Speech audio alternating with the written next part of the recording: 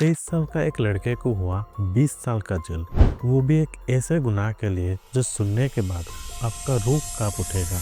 वो लड़का जेल में रहते टाइम उसका माँ, बाप, भाई, उसका पूरा फैमिली ख़त्म हो गया। और जब वो जेल से बाहर आया तब पता चला कि ये गुनाह तो उसने किया भी नहीं था, जिसके लिए वो 20 साल का जेल काट के आया। मैं आपको कोई फिक्शनल कहानी नहीं बता रहा, ये एक ट्रू स्टोरी है, और वो भी हमारे देश भारत की। बात है साल 2000 की।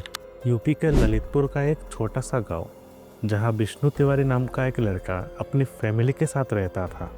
और एक दिन शाम को अचानक से पुलिस आकर विष्णु के घर पे रुकता है और उसको बिना कुछ बताए ही सीधा उसके हाथ में हथकड़ी लगा देता है। विष्णु को बिल्कुल भी समझ नहीं आ रहा था कि उसके साथ क्या हो रहा है। जब उसने पुलिस वाले को पूछा तब पुलिस वाले कहने लगे कि विष्णु पर रेप का आरोप है। ये बात सुनते ही विष्णु चिल्लाने लगा कि वो निर्दोष है और उसने कुछ नहीं किया है, पर किसी ने उसका नहीं सुना। गांव के लोगों के शोर शराबे में उसका आवाज़ बिल्कुल दब गया। आस पड़ोस के लोग खड़े खड़े बस देख रहे थे, और इनमें से कुछ लोग तो जज भी करने लग गए थे। एक ही पल में विष्णु एक आम लड़का से रेप जैसे घिनौना अपराध का आरोपी बन गया। कुछ ही दिन बाद केस सीधा ललितपुर कोर्ट में गया। तब विष्णु मन ही मन सोच रहा था कि कोर्ट में सच बाहर आ जाएगा और वो निर्दोष साबित हो जाएगा। वो फिर अपने गांव, अपने घर जा पाएगा। पर उसको क्या पता था हमारे देश का जुडिशरी सिस्टम कितना स्लो है, स्पेशली गरीब लोगों के लिए। विष्णु कोर्ट में सबको कहता रहा कि वो निर्दोष है, उसको कुछ नहीं पता, लेकिन किसी ने भी उसकी बात ज़रा सा भी नहीं सुना, जिसके चलते विष्णु हमारे इस जुडिशरी सिस्टम के सामने अपने आप को निर्दोष साबित नहीं कर पाया। कुछ ही दिन बाद ललितपुर कोर्ट ने अपना फैसला सुनाया, जिसमें विष्णु को उम्र कैद की सज़ा सुनाई। 23 साल का एक ऐसा लड़का जो सिर्फ कोर्ट की एक फैसले की वजह से उसको जीते जागते नरक का सामना करना पड़ गया। विष्णु जब जेल में अपना सजा काट रहा था तब उसका माँ मर गई, उसका पापा चल बसे, उसका भाई नहीं रहा। लेकिन विष्णु का सज़ा अब तक ख़त्म नहीं हुआ। फिर फाइनली बात आई 2021 पर, जब इलाहाबाद हाई कोर्ट ने इस केस को फिर से रीओपन किया।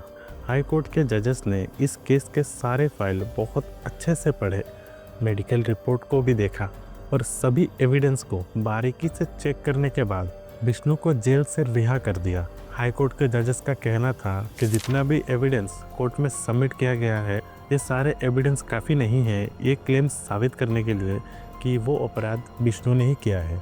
अब आते हैं कहानी के दूसरी पहलू पर।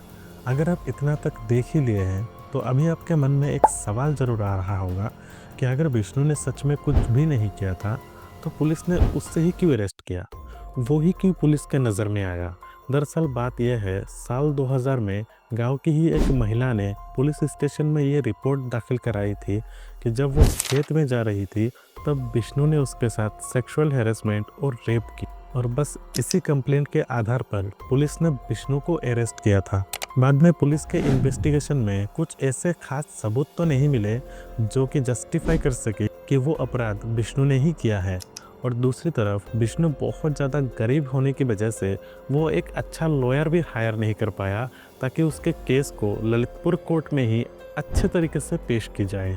और इन्हीं रीजंस के चलते ललितपुर ट्रायल कोर्ट ने विष्णु को लाइफ टाइम इम्प्रिजनमेंट का सज़ा सुनाई थी। और जब विष्णु को 2021 में कोर्ट ने रिहा कर दिया तब सभी लोग खुश थे। सब लोग कह रहे थे कि विष्णु बाहर आ गया, फाइनली जस्टिस मिल गया।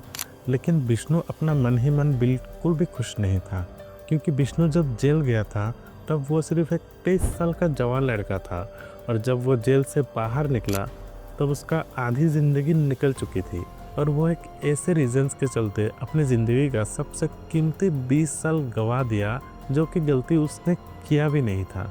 ये सिर्फ यूपी के ललितपुर का उस विष्णु की कहानी नहीं है, ये कहानी है हमारे देश की हर वो गरीब इंसान की जिसके साथ रोज़ ही ऐसे कुछ ना कुछ गलतियाँ हो ही जाता है।